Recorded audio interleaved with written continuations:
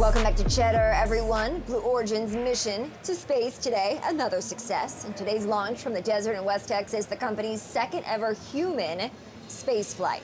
Science fiction met reality with Star Trek actor William Shatner as one of the crew members. The 90-year-old now becoming officially the oldest person to travel to space. Shatner did get emotional when speaking to Blue Origin founder Jeff Bezos after touching down from space. Here's some of what he had to say about the experience. What you have given me is the most profound experience I can imagine. I'm so filled with emotion about what just happened.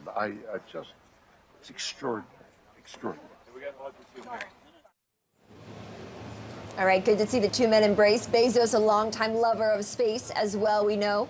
And here to talk about today's launch from Blue Origin is former NASA rocket scientist Olympia LePoint. Olympia, thanks so much for coming on the show. What is your reaction to today's mission? Oh, well, today's reaction and my reaction to today's Blue Origin mission is, thank God everything worked out successfully and there was a successful launch. Space travel in itself is inherently risky. And for William Shatner to go into the boundary of space and come back down in one piece successfully on this particular Blue Origin launch is a tremendous feat. And all of us across the world are happy that individuals are safe during space launch.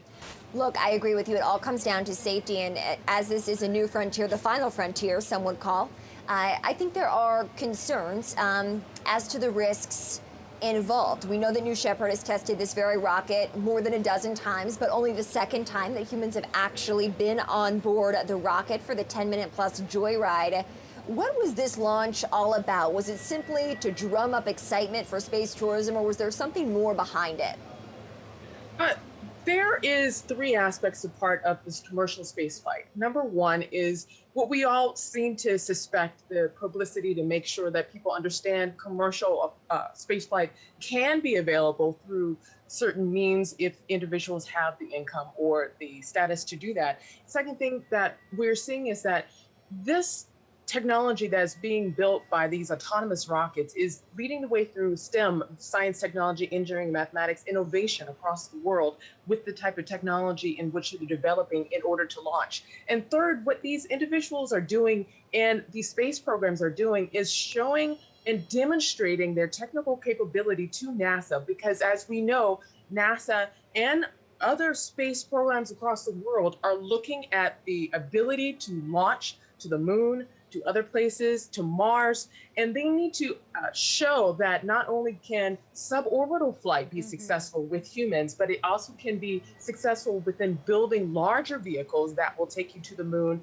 and take you to eventually Mars.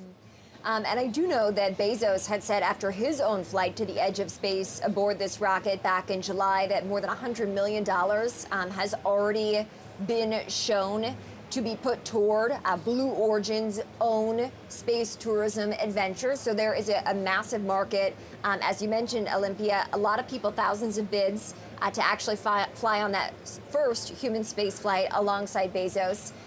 But not necessarily of the masses per se, just very high ticket prices that it can sell. I want to talk about the broader goals here for Blue Origin, because yes, space tourism is a way to make money for the company. It's a way for those with a status, a symbol, or money, as you referenced there, to get to the edge of space and have this joyride.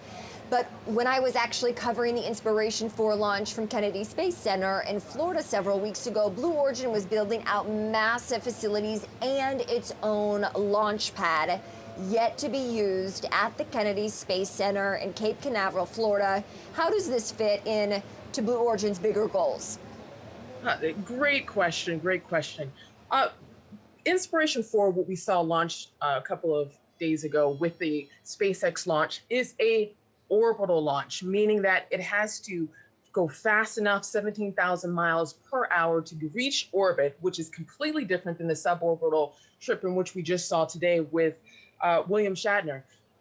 Blue Origin is trying to market themselves and position themselves in the same commercial category as SpaceX. SpaceX, as we know, has flown the Crew Dragon to the International Space Station last year in 2020, as well as the launches this year.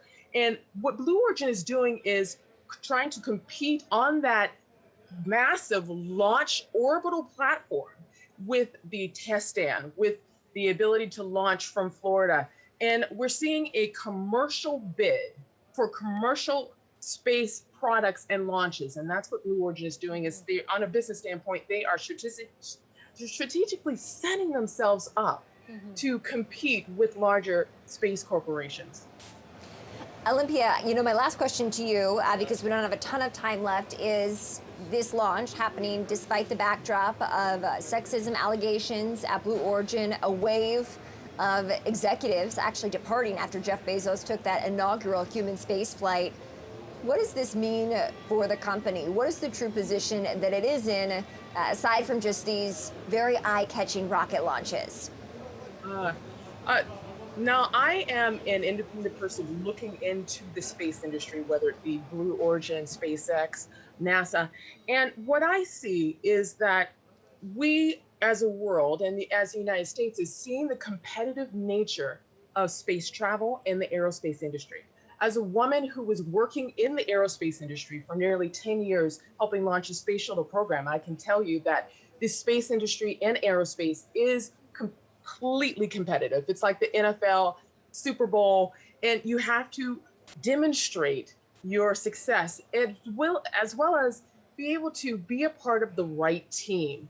And individuals, when they go to different places with the space programs, they're looking for the right team, the right people to work with, the right people to be able to successfully create an engine and launch it successfully and have it come back down. So we're seeing a lot of movement, a lot of traction, a lot of different teams being formed based on the contracts that's being presented by NASA.